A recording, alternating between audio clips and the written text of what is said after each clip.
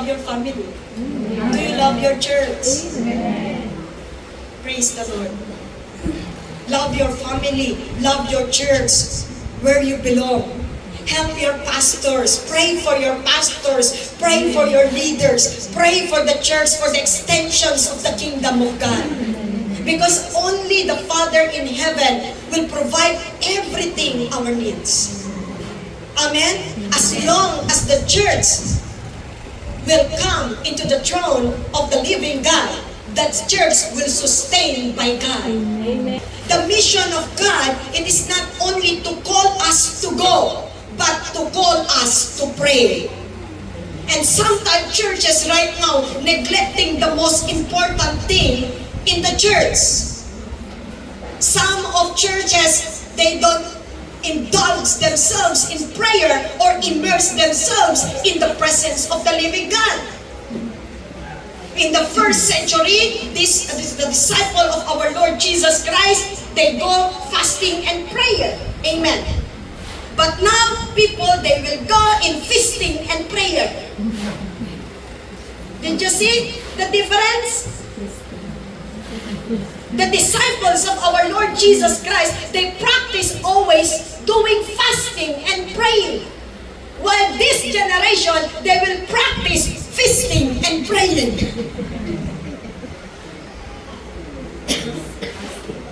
Or maybe you pray and pray and pray, but no fasting. Kaya ang mga lingkod ni Lord nagsisitabaan na. Lumalaki na yung mga tiyan nila. No? Mga kapatid, hindi po yan ang kalooban ng Diyos, mga kapatid. No? Yes, the Lord will feed us in the physical, but the most important, dapat mas matindi ang feeding sa spiritual. Amen? Because this is how the church will survive and the ministry of the Lord will survive when we pray together and when we do fast. Amen? Hallelujah. So this is so important in aligning ourselves in the kingdom of the Lord. Hallelujah. It is because ayaw natin, tingnan nyo, tanungin nyo ang mga papastor, gusto ng mga papastor na makapag, yung mga leader o mga disciples nila, gusto nila na hindi sila dadaan sa shortcut. Amen. Kundi talagang dumaan sila doon sa immersion ng ating Panginoon. Hindi immersion ni pastora, immersion ni Kristo. Amen. So this, alam nyo, natutuwa ako kung ang isang lingkod ng Panginoon, una, minamahal niya ang Panginoon. Love the Lord God Almighty with all His heart, with all His soul, with all His mind, with all His strength, and everything. Because that is the first commandment. Amen. Amen. Hallelujah. So that's how the Lord is working. So the mission of God is not only to call us to go, but to call us first to pray. Church will expand because someone will pray. The church will pray. People will pray. Amen. And what will gonna happen when people will pray? Praise the Lord. And that is the exciting part, my dear brethren. Because God can do wonders, can do miracles, can do awesome things in the church. Amen. And can do awesome things, not just only to the church, but to our nations, to the community, to every province, every town, and the world itself. Amen. But people will neglect that. That's why Apostle Paul talking to the church of Colossians that devote yourselves in prayer. Amen. Because this is something that people will neglect, the most important thing. We don't pray for our wife, we don't pray of our children, we don't pray for our ministry that God has given upon us. So you can see, you are complacent. But when you go in prayer meeting, you pray for the church, amen. And that's the thing, that you can pray your family. No, kung kailan prayer meeting, doon mo palang pinagpe-pray yung pamilya mo. Mga kapatid, dapat hindi ganun. Pagkising mo sa umaga, breakfast mo, panalangin mo sa Panginoon. When you wake up in the morning, then you come into the throne of God. Alam niyo po, ang practices ko sa araw-araw, mga kapatid, when I wake up in the morning, I read the word of the Lord. Amen. And after I read the word of the Lord, and then I keep on reading, di ko namamalayan na I spend 5 hours. Di ko namamalayan yun, mga kapatid. I keep on reading, and after I keep on reading, you know what? The word of God impressed into your heart. There is a rema. Amen. Because when you study the word of God, you talk to the Lord, Lord, speak to me right of this moment. And then when you pray after my reading the word of God, I pray before the Lord. I pray. And you know what? Bababa po ako, 3:00 na po ng hapon. Hindi pa po ako kumakain. Hindi ako nag-breakfast. Hindi po ako nag-lunch. Supper na ako kakain, mga kapatid. Panghapunan na po. And then I pray. I intercede people. I intercede church. I intercede the body of Christ. I intercede not just only Philippines. I intercede the government. I intercede every departments, public and private. I intercede the special forces, military, PNP, everyone. Coast to coast, border to border. And then, naglakbay ako. Tumawid ako sa pamamagitan ng panalangin ko. I go to Africa. I go. In our prayer, we can go to Africa. Amen. Because of our prayer. Amen. Our prayer, we call God and deliver Africa into His throne. Amen. Russia into His throne. India, China into His throne. Praise the Lord. Europe into and the whole Asia. Amen. Into the throne of God. Amen. That's how we need these people who intercede the Lord God Almighty. We need these people that God, this is my prayer, that Lord raise people who will intercede the body of Christ. Amen. Anong sabi ng Panginoon when you pray? Go to your closet, close your door. And only the Father in heaven will see you in prayer. Will reward you. Prayer is the central for the Great Commission.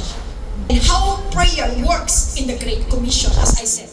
And through prayer, God's will align us. Kapag ang iglesia nananalangin una sa Panginoon, pastor nananalangin, leader nananalangin, mahal ang trono ng Panginoon, mga member nananalangin. Kahit kayo hindi nananalangin na uma-attend sa church nyo, pero dahil nakikita kayo laging nananalangin, mananalangin din siya sa Panginoon. So you see the impact. There is become contagious in prayer. Amen? Pero kapag ang kasama mo, prayerless, sabihin ko sa'yo, pagdating ng araw, ikaw din, hindi ka na nananalangin. Pero kapag ang kasama mo lagi nananalangin, sabihin ko sa'yo, nare-remind ka. Amen? Umaapaw, o yung tao na ito, Lord, nananalangin, may relationship sa iyo.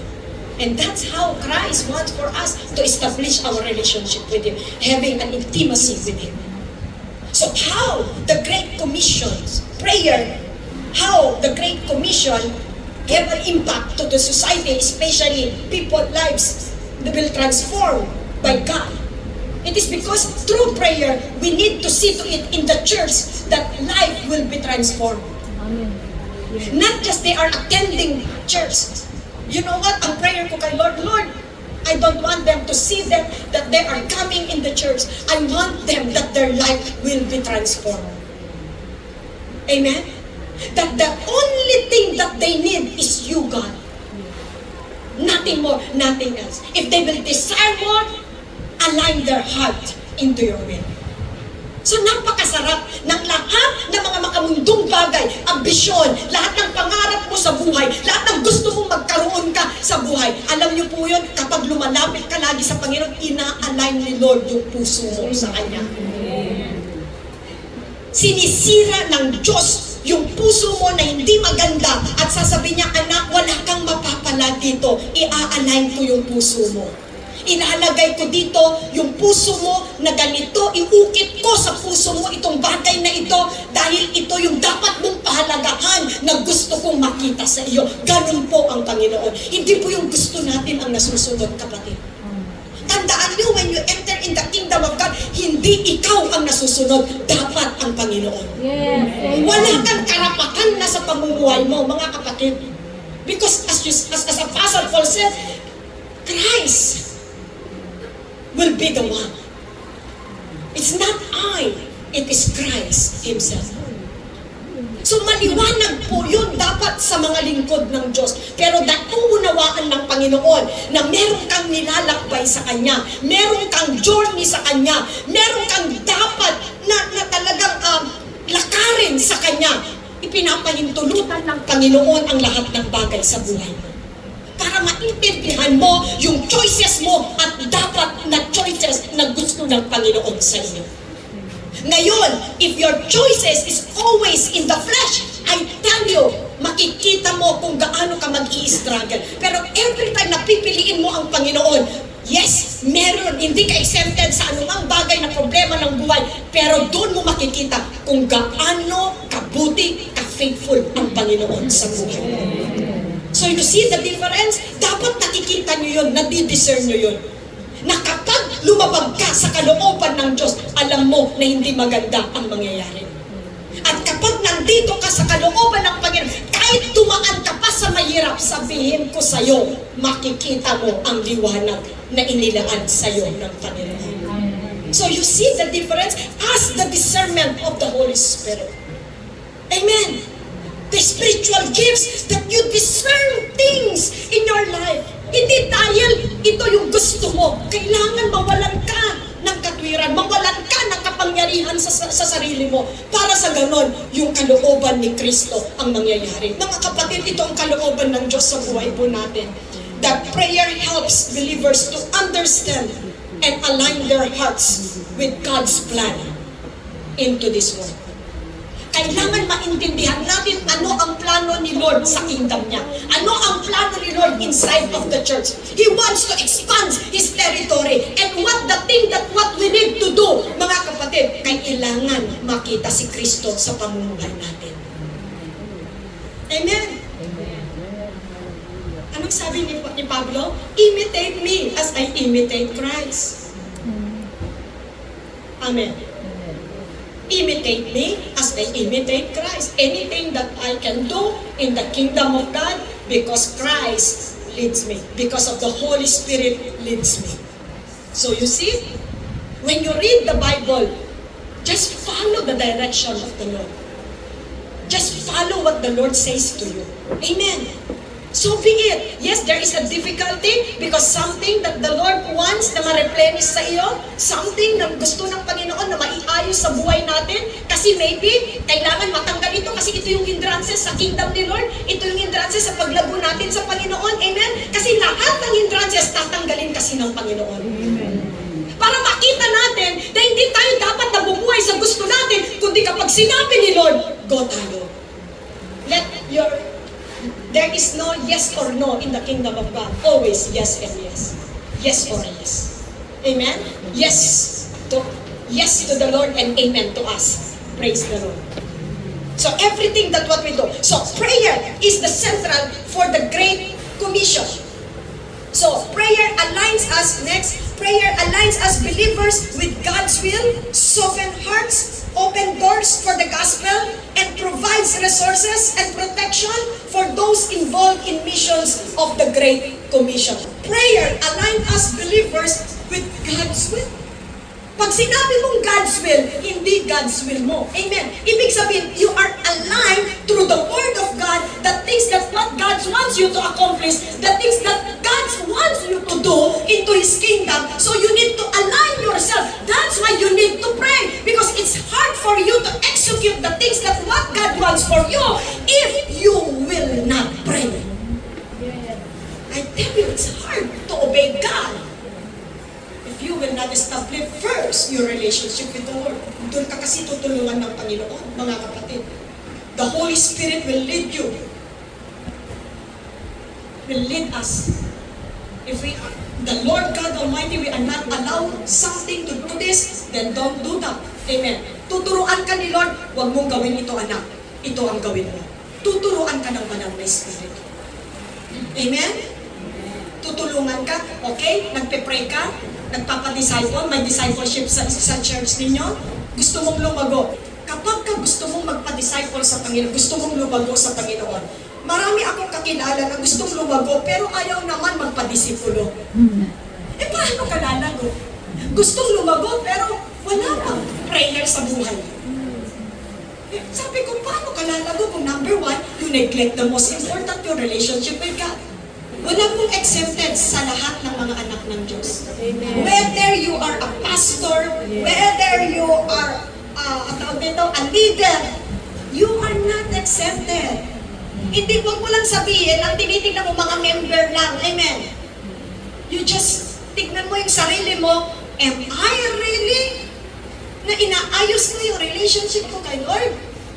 Kasi doon pa lang sa relationship mo kay Lord, mga kapatid, doon ka na inaayos ng Diyos. Amen. Amen? You learn how to forgive, you learn how to adjust, you learn how to discipline yourself, you learn how to say yung nararapat na dapat sabihin sa tao, hindi ikakasama ng tao, ikakasakit ng tao. Amen? Tuturuan ka ng banal na espiritu. Anak, hindi ito ang tinuro ko sa'yo, ito ang itinuro ko sa'yo. Napakasarap kapag ka magbabad kayo sa presensya ng Diyos. Amen. Mga kapatid, ang sarap po. Tuturuan ka po ng ating Panginoon. So, everything, kapag sinabi ng Diyos, gawin mo ito, then gawin mo. Amen. Amen? Meron kang gusto na mangyari, inunahan mo na yung pastor mo, hindi mo na sinabi, hindi mo na kinausap, o di magaling ka na. Mga kapatid, you need to submit because number one, the Lord will teach us is to submit first. Amen? Submit to God, submit to His authority, submit to His will in everything. And then, there is a leader in the church, pastor will lead the church, we need to submit with them. Amen? Kailangan malaman ng pastor mo para saan kanya banda tutulungan din at ipapanalangin ka. Amen? Kapag tinawag ka ni Lord na mag-mission, pag tinawag ka ni Lord na mag-pastor, pag tinawag ka ni Lord na talagang maging leader ng iglesia para katulong pastor sa loob ng church, ibig sabihin, first thing that what you clothe yourself with, humility. 1 Peter chapter 5 verse 1. Amen. You see, lahat ng bagay, hindi ka kailangan maangas, hindi kailangan ni Lord ang magaling. Ang kailangan niya, nagpapaturo sa Kanya. Amen. Tandaan niyo po yun. Pag magaling ka na, hindi mo na kailangan ng Panginoon. Yes. Kasi magaling ka na nga eh. So ibig sabihin, magaling ka na sa sarili mo. Ang kailangan ng Panginoon is a yielded vessel to His kingdom. Amen. Amen. Amen? That always asking, that always seeking with God. Amen? Kailangan ka ng Panginoon sa kingdom niya, yes. Pero mas kailangan mo ang Panginoon sa buhay mo. Tandaan niyo po yun.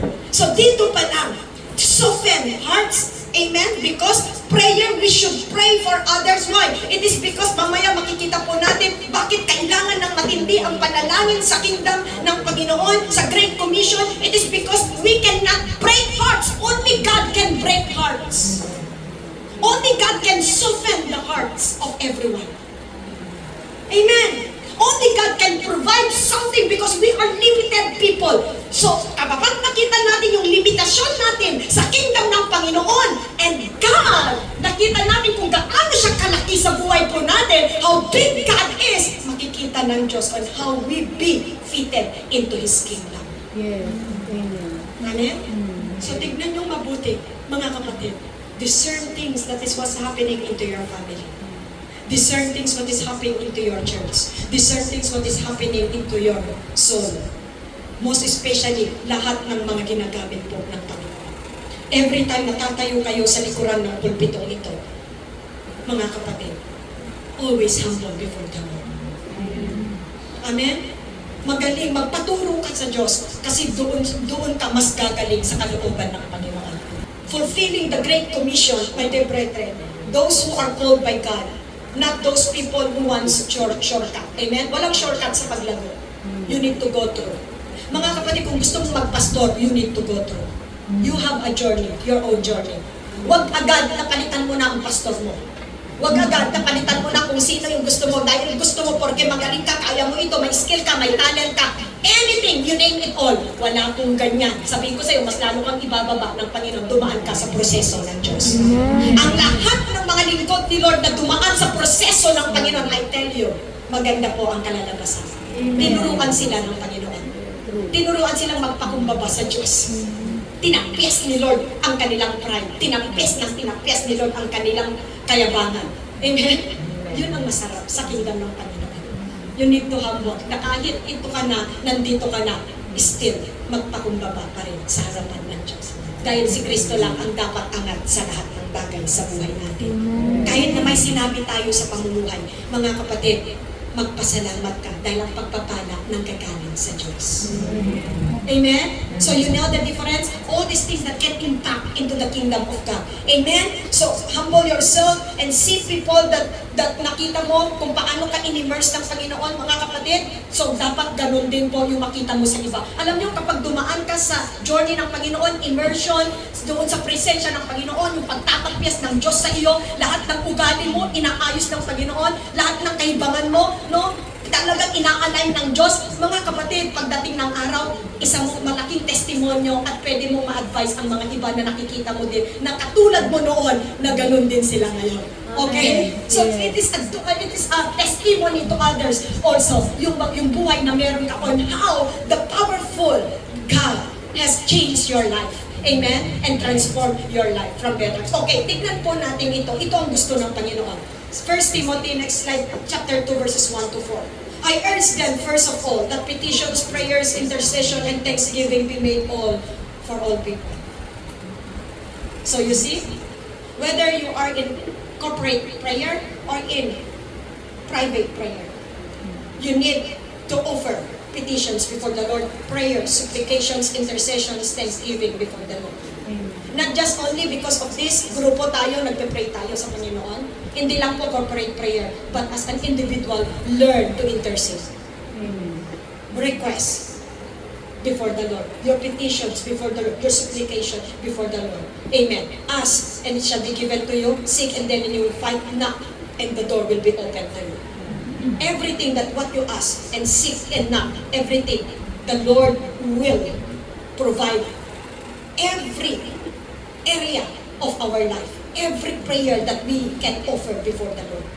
So God will provide for that.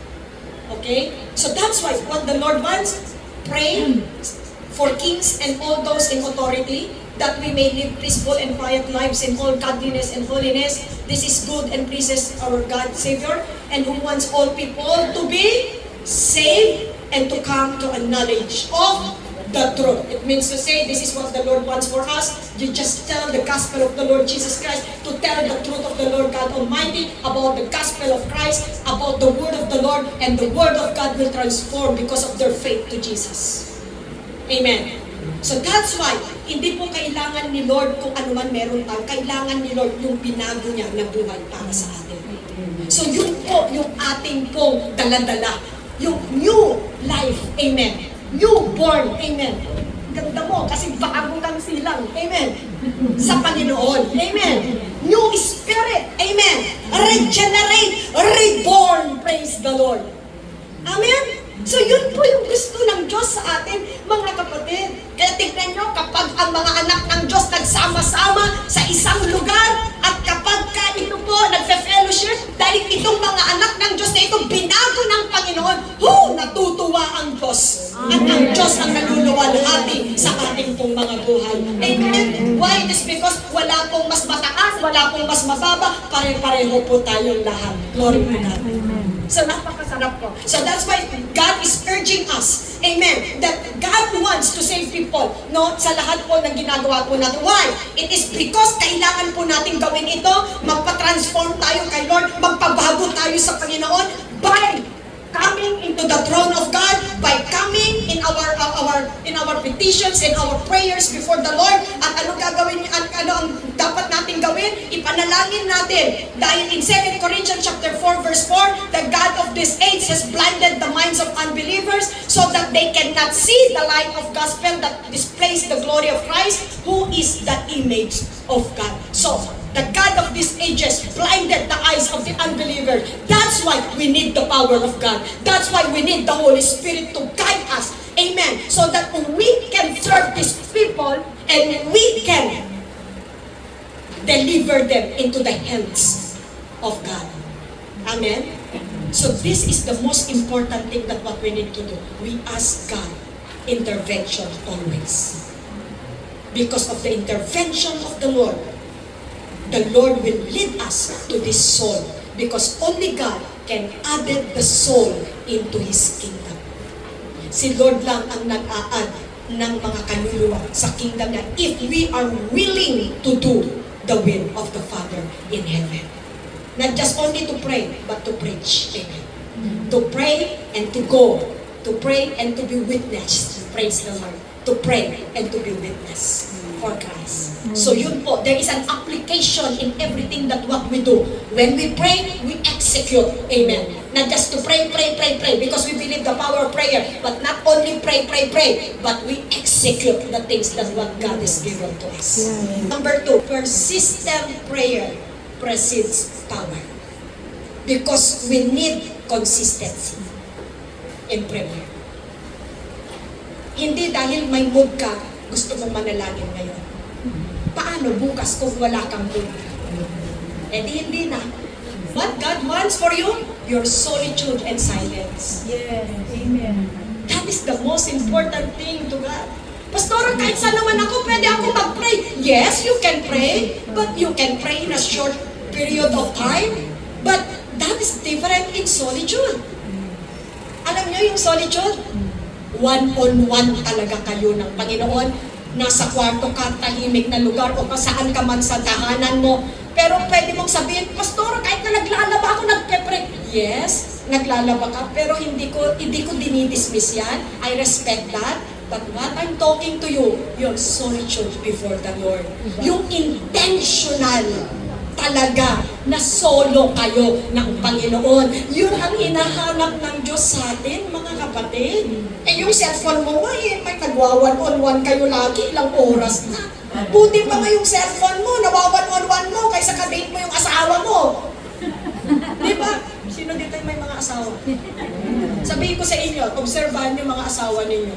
Mas marami silang time sa cellphone nila kaysa sa inyo. Kapag gano'n ang mangyari, magsimula ka ng manalangin. Amen? At isama, kung nananalangin ka na, isama mo na yun, baka hindi mo pa nakikita yun. Amen? Marami tayong hindi nakikita that only God can give us discernment. Yes. Tandaan ninyo, ang labanan sa kingdom ni Lord, dapat dikit ka sa banal na Espiritu. Amen. Kailangan partner mo ang banal na Espiritu. Amen? Your number one partner is the Holy Spirit in your life. Amen? Mabuti na rin yung asawa ko lagi kasama ko saan man ako magpunta. Mula apare hanggang gulo. No, mga kapatid. Pero pag pumasok na yan sa trabaho, ako na naman nag-i-intercede. Amen? Yun ang role ng isang mga asawa. Amen? Intercede your husband, intercede your children. And of course, hindi nyo po mabawala ang attack ng kaaway. Persistent prayer precedes power. So we need to be persistent, we need to be aligned in the will of the Father in heaven, no matter what is our condition in life, whether we are in mood, whether we are in good moment, whether good mood, you pray. Whether you are in bad moment, bad situations, you pray. Amen. Bumagyo, bumaha, lumindol, o anumang bagay, manalangin, mga kapatid. Pray, pray, pray. Praise the Lord. Okay, it involves persistent prayer, precedes power. It involves deep reliance on God. Amen. Because of your persistency, it involves deep reliance to God. So, you are relying to the Lord. Amen. Hindi ka kikilos na hindi ka nagsasangguni sa Panginoon. Amen. Dapat habit mo yon. Dapat practices mo yon. Kami pong mag-asawa, kapag meron po kaming medyo blurry, at ito, glimpse lang na pinapakita sa amin ng Panginoon, hindi kami basta-basta uma-action. We need the confirmation of God. So, ang ginagawa po namin, we intercede that. We pray for that. And we wait for the time kailan kami sasagutin ng Diyos. Learn to wait. Amen. Ang problema sa atin, gusto natin, kapag nag-pray ka na kay Lord, gusto mo sagutin na ng Panginoon. Sino bang Diyos? Ikaw o ang Panginoon talaga? Sino ba nasusunod? Ikaw o ang Panginoon? Nag-pray ka na, pero gusto mo masunod ka na. Wala pong ganun. Kung kailangan kang pag-antayin ni Lord ng isang taon para makita niyo yung persistency mo, gagawin ng Diyos sa iyo yan. Para ano? Tuturuan ka ni Lord na maging pasensyoso. Kasi kulang ka nun eh. Amen? Kapag may problema ka, hindi ka nagpe-persevere. Kulang ka sa endurance. Paano ka anuhin ng Panginoon? gano'n, kaya ka ititrain ng Diyos. Amen? Papalabasin ni Lord sa'yo yung fruit of the Holy Spirit. Amen? Because the Holy Spirit, the fruit of the Holy Spirit came from God. Tandaan niyo yun, the love, the joy, the peace, amen, the gentleness, the patience, the perseverance, the self-control, amen? Pag wala ka pang self-control, doon ka niya mas tatagtagin. Amen? Wala kang self-control, anak, kasi punta ka ha, lahat ang problema, yung gusto mo lang sumigaw, pero kailangan mo magpigil. Amen? So yun. Nag-pray ka, Lord, I pray na maging mahinahon ako. O ngayon, may pagsubok sa'yo para i-test yung pagiging mahinahon mo. Nag-pray ka naman. Lord, bakit ba ganitong nangyayari? Nakalimutan mo yung prayer mo na gusto mo maging mahinahon. Na kahit may problema, dapat maging mahinahon ka talaga. Kasi hindi mo naman talaga mababago ang sitwasyon ng buhay mo. Only God can do that. Yes. Even your problems in life, my dear brother, you cannot change this unless the Lord will change them. Amen? Anong role mo? Manalangin. Magtiis. Grabe naman, pastora, magtiis ang gawa kasi hindi. Kundi ang tinitignan ng Diyos sa iyo, sa bawat panalangin mo, may pananampalataya. At sa bawat pananampalataya, dapat may karunungan din sa pamumuhay natin. Naintindihan nyo? Not just only faith, but be wise on how you live. Amen? May faith ako, kaya pupunta ako doon. Lahat ng demonyo, babagsak. Maganda. Diba? Kasi may pananampalataya ka. Baka kailangan mo din ng karunungan. Amen. Careful planning. You have faith, but also careful planning. Amen? Yan ang itinuturo ng Diyos sa atin. That's why kami po, mga kapatid, sabi ko habang nag-usap kami kanina, because we are commissioned in Israel. And this October 25, we go in Israel. Please pray for us.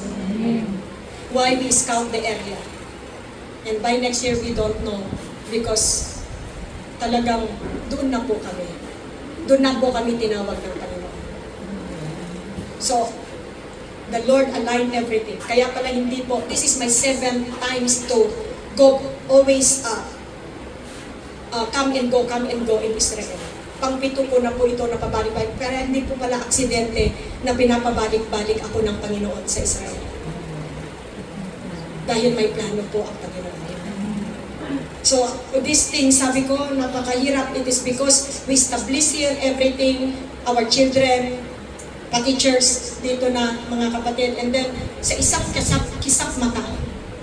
Alam niyo mga kapatid, ganyan lang, nabago ng kapalaran namin. Nabago na rin ang buhay namin. So, we need to follow God. Amen? Ang sabi ko sa Panginoon, Lord, if Israel will be our inheritance that you given upon us, will I receive it in the name of Jesus. Because that you given, because way back last year, the Lord said to me, when I pray doon sa Israel, habang nagpe-pray ako, and then the Lord said me, I will give this land for you, my daughter. Sabi niya sa akin. And then ang sabi ko, Lord, how can I? It's hard to stay here in Israel. It is because of the government, is yung laws of government, pabago-bago po, mga kapatid. Yung kanila pong, yung laws na meron sila, pwede nilang baguhin po yun, mga kapatid, pabago-bago. And then, the Lord said to me, I will make a way for you. And then, way back when we were in Brunei, and the General Superintendent in Brunei, G.S. Peter Chien, have a vision while he's praying in their home. Nakita niya na there's someone who called by God in Israel, a woman, a Filipino woman called by God in Israel. And the Lord directly put her in the message, him into the message that specific nung bago siya mag-message, siya pa naman yung last na mag-message ng last night na yon, and then yun pa ang sinabi ng Panginoon. And then bago ako pumunta ng Brunei, by that time, ang sabi ng aking asawa, make sure na merong word si Lord na ibababa sa iyo sa pagpunta mo sa Brunei. Nagulat siya kasi hindi lang basta-bastang word, it's a commission before the Lord. Amen.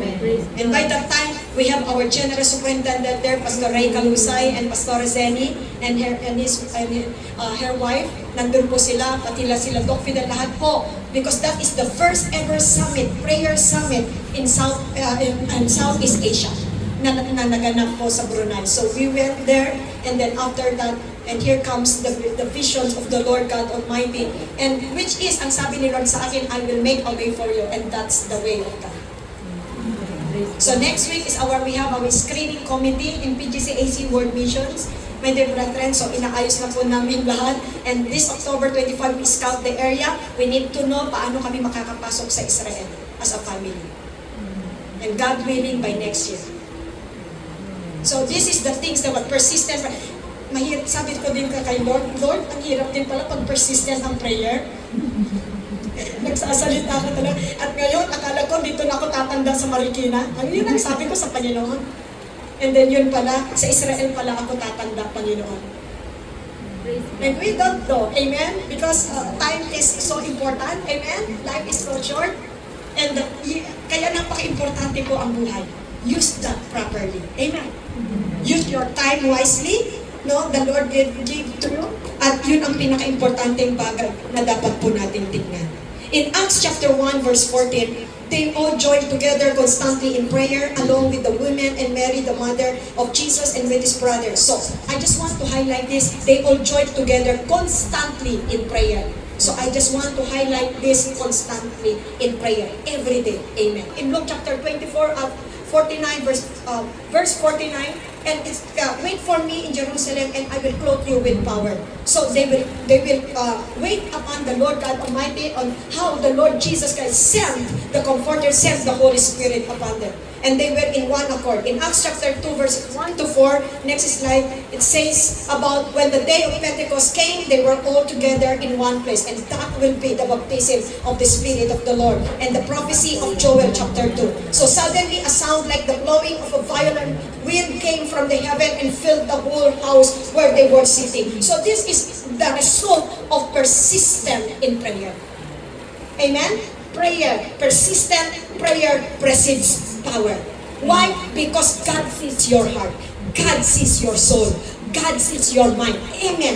Everything will be cleared out before the Lord. Your mind, your soul, your spirit, your body will be cleansed because of the contamination of darkness and sins into the world. So come to think, when you come into the sight of God, God will reveal His holiness. God will reveal His righteousness. God will reveal His strength. God will reveal His power. God, He will reveal that He can do all things through Him. Amen. Because nothing is impossible before Him. So, you might see yourself that you are powerful vessels of the Lord. Because anything can happen in the presence of the Lord. Amen? So God will open door for you for such things. Why? It's because persistent in prayer, and that will gonna help for the kingdom of God. Amen. You will talk to your pastor when the Lord God Almighty will talk to you. Amen.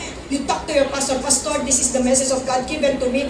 What is that? And then your pastor will confirm. Let us pray before that. Amen. So that we will execute it improperly. Amen. So every one of us, God gave us gifts so that that kind of gifts will use it into the kingdom of God. Amen. To glorify God, not to glorify yourself, to glorify and magnify the Lord God in your life. Jesus will be magnified in our life. Amen? So that's why Jesus is so important in our life, the Holy Spirit. And then here comes the power of the Holy Spirit came upon them. Amen? So it is about consistent and fervent approach to God. So just like the parable of the widow. Amen? The persistent widow. You know the parable of the persistent widow? He came always, he come to the judge always and asking to deliver his case. No, before the judge. Because of this judge will irritate himself because of this widow. And you know what happened? The judge will release. So you see how much more the Father in heaven when we come unto Him always constant in prayer. Yes. So you see on how God changed your family, on how God changed your children, on how God changed the directions of your ministry. Amen. And you will be a living vessel before the throne of the living God. So God's power will work because you are obedient before the Lord. You are listening before the Lord. And that's how the Lord God wants each and every one of us. Amen. Next, the Holy Spirit does not just reside in us. it also establishes a sanctuary of peace within our hearts. He established this body, this soul. Amen? Because this body is the temple of God. And He dwells in this body and establishes a sanctuary. At lalagyan tayo ng presensya ng Panginoon lagi. In filling of the Holy Spirit. So ganun po kumilos ang Panginoon, mga kapatid. So intercessors often face resistance from the kingdom of darkness. Tries delay to prevent prayers from being answered. Amen? So that's why we need to pray. Because we face resistance because the power of darkness. Amen? So we need to warn also the things that may kalaban po tayo, may kaaway po tayo. Remember, Daniel, Prophet Daniel, amen? He fast 21 days. And what happens? In the first day, the Lord answered his prayer, but the king of Persia, amen, will intervene. And that is darkness. That's why the leader of the commanding of the battalion, it is the Michael, amen, rescue the angels of the Lord, so that the message of God will deliver to David. So that's what we face. We face the darkness, the kingdom of the darkness. So the more we come into the throne of God, the more the evil forces will hinder everything in our lives. So that's why we need persistent prayer. Amen? Constant prayer. Fast and pray. Fast and pray. No? We need to guard it also. No? Our wall. So that the enemy will not overtake us. So we need to conquer the works of the enemy in our life. We need to conquer. So it's an act of surrender and dependence, and that brings a deeper connection with God. Reminding individuals, amen, of who we are in His presence. So we need God in our life. We need God in our life. So that's why this Holy Spirit doesn't just reside in us. It also establishes a sanctuary of peace within our hearts. So we know that God is with us. We know that the Holy Spirit will lead us, because the Holy Spirit will guide us, give us directions into the kingdom of God.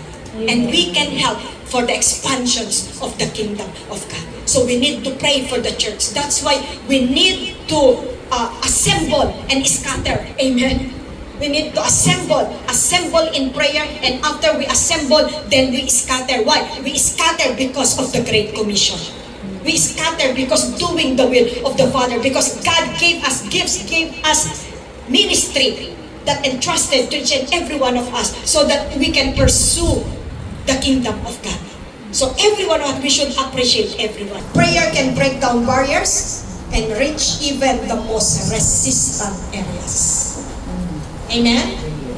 So you see, when you have the power before the Lord, because of your persistency, and you will have the kingdom of God, you will have your pastor, your leaders in the kingdom of God, and you can see that the work of God will expand. Kasi nga, meron tayong mga OHB, amen? Nag-OHB po ba kayo? Okay? Nag-expand yung bawat tahanan. Anong ginagawa natin? No, makita sila, hindi lang makarating sa kanilang salita nila, kundi sila mismo matransform sila sa salita po ng Panginoon.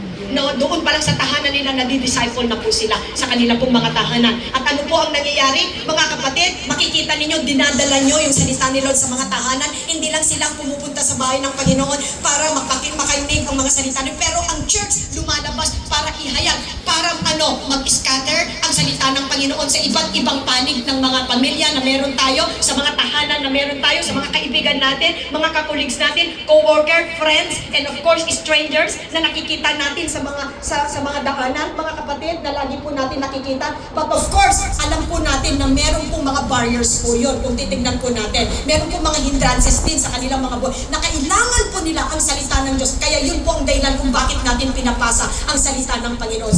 But we need to safeguard also ourselves. You need to pray, you need to clothe in power, you need to clothe in the presence of the living God. You need to be committed in the kingdom of God, and you need to be faithful in the kingdom of God. Amen. Para sa ganun, kung gusto mo na faithful yung maging leader mo, maging faithful ka sa Panginoon. Amen.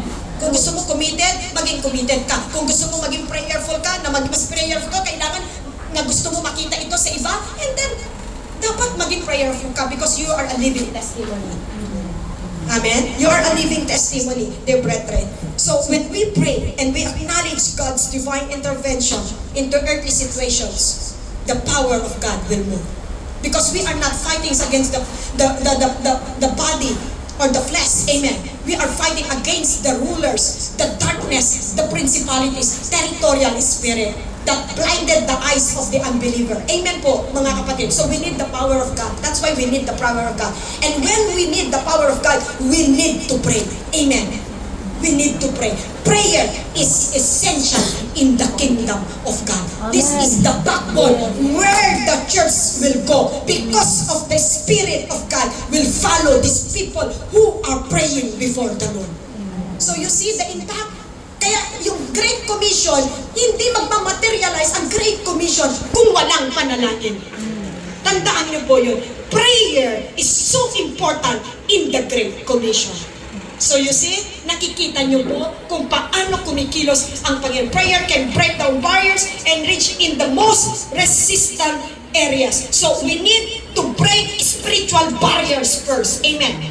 The works of the enemy that working into the life of people blinded their eyes. That's why we need to pray that Lord will open their eyes for the truth. Amen.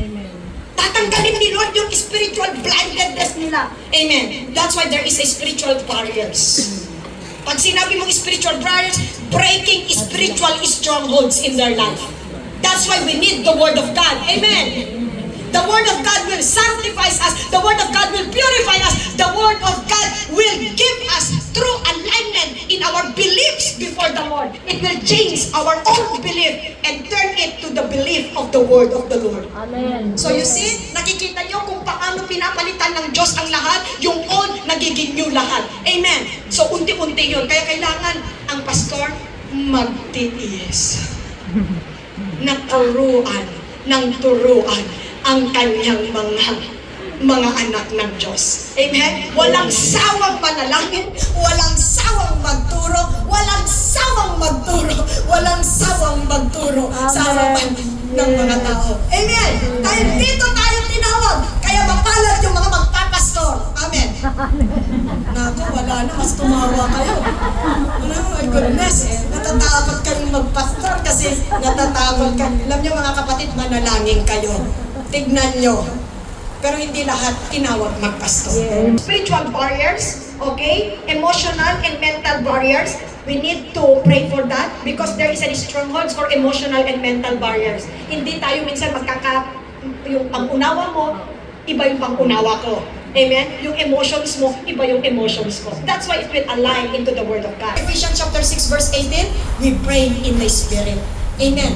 When we pray in the Spirit before the Lord, we pray into the, not just only, we are dealing the physical, we are dealing the spiritual realm. Amen. In the spiritual realm. Dahil habang nagpe-pray ka, intense in prayer mo, there is happening in the spiritual realm. Amen.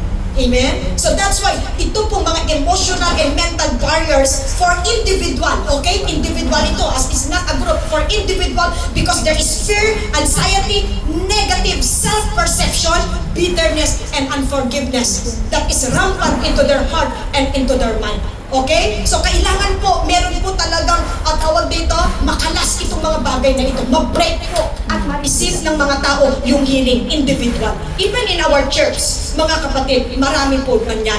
Okay? Mental illness, kung titignan po natin, emotional problem that they may encounter in their life. Marami po mga kabataan ngayon na marami po silang mga problema sa emosyon at sa mental, mga kapatid. Marami mga kabataan na meron na pong anxiety, mga kapatid.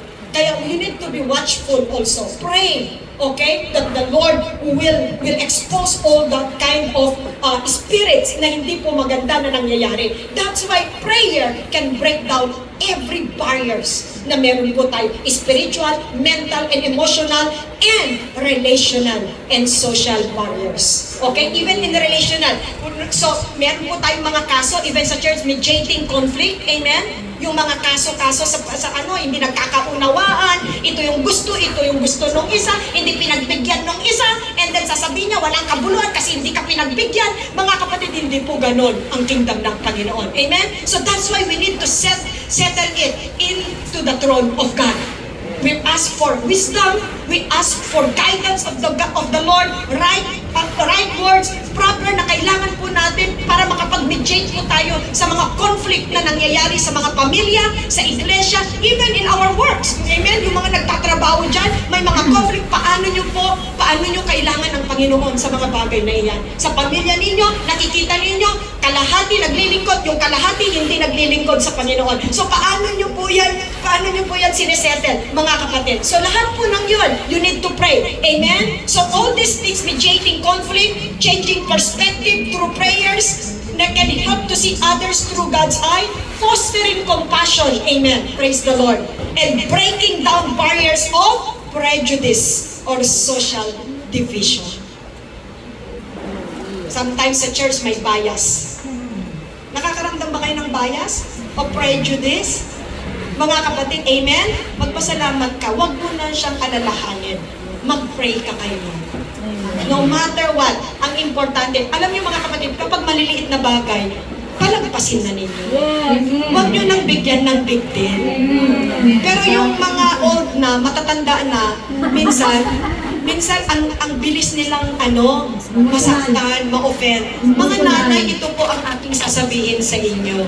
Mag-po kayo ng mag-pray.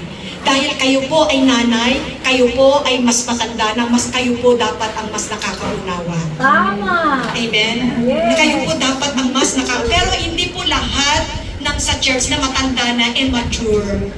Meron ding isip bata pa rin. Okay? Kahit na matanda na po siya, isip bata. Meron ding bata, pero mature ang kanyang pag-iisip. Mga kapatid, ano pong gagawin po natin yan? O papasok dyan yung relational, emotional, mga kapatid. At may mental illness. Sana nga po, dito sa church, wala pong mental illness dito. Amen? Pwede po akong mag-advise mental health, mga kapatid. Amen? Kailangan po na, pero mag-pray po talaga tayo. Because all these things, meron pong kinalaman ang kaaway sa mga bagay. And of course, also our open, baka may opening po tayo na pinapasukan ng kaaway, kaya po mas lalo pong nai-intensify. Imbes na gusto nating mabago yun, huwag niyo pong i-deal huwag po kayong tumutok sa mga problema ninyo niya, ito. Kung tutukan nyo man yan, ask the Lord, paano kayo makakasolusyon sa mga problema ninyo. Amen? Ask the Lord for solutions to every problem, not to add for the problem. Amen. So whatever you are going through in life, because sometimes not all days are good. There are so many challenges, conflict, problems, setbacks that are arising in your life. That's why this is the message of God, that no matter what, think what is right. Isipin nyo kung ano yung mabuti, kung ano yung karapat-dapat, kung ano yung totoo, kung ano yung dapat na matuwid ninyong gawin. Just sow righteousness, just sow good things in others. Amen? Kahit na minsan, na-offend kayo, nasaktan kayo, alalahanin nyo ang katuruan ng Panginoong Jesucristo. Amen. True. Maging kahit po na-offend tayo, mga bagay na hindi natin will strike in our hearts, it's okay, mga kapatid. Continue to sow good things to others. Amen? Hindi porke nasaktan ka, manakit ka ng iba. Hindi po tayo ganun. We are not for eye for an eye, tooth for tooth. Amen? Hindi. Kundi turuan natin ang ating mga sarili. Kasi pwedeng pumasok po ang kaaway, baka hindi po tayo makapagpatawad sa ibang tao. Imbes na pinalaya na tayo ng Panginoon, and the damage of this devil, mga kapatid, hindi natin alam kung paano natin, kumbaga, ini-handle yung mga bagay-bagay, kung ano yung dapat. Kaya kailangan po talaga mamatay yung ating katawang lupa sa gusto niya. Yes. And let the Spirit of God will alive in our soul. 1 Corinthians chapter 16 verse 9, there is a wide open door for a great work here, although many oppose me. There is an opposition, there is an persecution in the kingdom of God. But it doesn't matter. The most important, there is an open door of God, and you know that. Amen. Alam mo yung sinasabi ng Panginoon sa'yo. Why? It is because you have relationship with God, and your relationship dictates you in anything that what you do in the kingdom of God. Amen. So ito yung sinasabi ni Lord sa'yo, ito yung pinupus mo sa kingdom ng Panginoon. You listen to the Lord. Acts chapter 14 verse 27, upon arriving in Antioch, they called the church together and reported everything God had done through them and how He had opened the door of faith to the Gentiles. Praise the Lord. Nakikita ninyo, kahit gaano katindi yung talagang demand ng gospel, demand ng Great Commission. Even the life of Paul and the other brothers and sisters by that time nang kasama ni Pablo, they were risking their lives in the kingdom of God for them to pass the word of the Lord to others, even to the Gentile people. So nakikita ninyo, yung hirap, hindi po siya ganun kadali. We need God intervention in everything. That's why don't abandon God in your life. Amen. Don't neglect in prayer. Yes. Amen. So when you are really in the position na gusto mong paglingkuran ng tama ang Panginoon, make your heart right before the Lord. Magsimulan mo sa direksyon ng Diyos, hindi sa direksyon ng ibang tao, sa direksyon ng Panginoon. Kasi ang Diyos ang tumawag sa iyo, ang Diyos din ang gagamit sa iyo. Amen. Kaya kailangan beware ka. 2 Corinthians chapter 2 verse 12, when I came to the city of Troas to preach the good news of Christ, the Lord opened a door of opportunity for me. You see, only God can open door, can break the chain, can break the darkness. Amen. Through prayer. Do you think that Apostle Paul are not prayerful? He is prayerful. He is a prayerful person. He is anointed person. Kaya napaka-importante ang leading ng Panginoon, mga kapatid. Okay? In Colossians chapter 4 verse 2 to 4, devote yourselves to prayer, being watchful and thankful, and pray for us too that God may open door for our message so that may proclaim the mystery of Christ. Alam niyo kung bakit? Because of the first house arrest ni Apostle Paul by that time, kasi nung panahon na yan, ang prayer niya, even yung cell niya, prison cell, ma-break ng Panginoon para makalabas siya, para ma-preach niya ang gospel ng Panginoon. Kasi that is first house arrest sa Rome nung panahon na yan, nung sinusulat niya yung Colossians. Kaya ang hinahingi niya sa church ng Colossians, that may the Lord open prison cell for us. Amen. No? Doon sa bagay na yun, para mabuksan siya at para makalabas siya, para magpatid siya ng magagandang balita patungkol sa ating Panginoon, Hesus Kristo. So, marami pong bandage sa panahon natin ngayon. Tortured people, abused people, torment, and of course, karamihan nasa bondage and captivity from darkness. So, we need the people of God. We need the body of Christ to pray together. Amen. And to execute the word of God and to rely into the power of God Almighty. Okay. Next, through prayer can bind the power of darkness and loose obstacles, leading to liberation. Prayer can directly impact the spiritual realm to remove hindrances and bring the positive changes in the church, in our life, in our family, in the community, and even to our nation, Philippines. Amen? So what we need to do? What we need to do? Let us continue this. Let us establish a culture of prayer, teach, preach, demonstrate prayer, create intercessory prayer, meetings, focus on Great Commission. Letter B, use technology to mobilize prayer.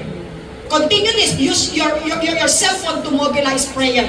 Not to serve for self-indulgence. Use your cell phone to mobilize prayer. Engage all generations. Equip your children and youth in prayer. Have family prayer night. Huwag niyo pong kaliligtaan na dapat ang bawat pamilya meron pong prayer devotion sa Panginoon. Okay? That's how you protect your family when you pray together. We don't know what will gonna happen, my dear brethren, but our prayer before the Lord, only God can protect us and can cover us in all kinds of contaminations of the world, evil forces, even wicked people and evil people. The Lord will cover us. Everything. Amen. And letter D, collaborates with other churches to pray together. Amen. So that's how what we do. God is awakening the people. God is awakening even those people who blinded the eyes of the unbeliever, mga kapatid. So a praying church is ascending church. Wherever we go, the church of God is our church. So we need one another. Love one another. Show the love of Christ to everyone. Don't speak foolishness to others. Amen. But speak with encouragement and to motivate others to grow in the kingdom of God. Learn the ways of Jesus. Learn the life of Apostle Paul. Amen. Look these people, what they do in the kingdom of God. Amen. And copy them because there is no secret in serving the Lord. You just come into the throne of the living God and obey God whatever He wants you to obey.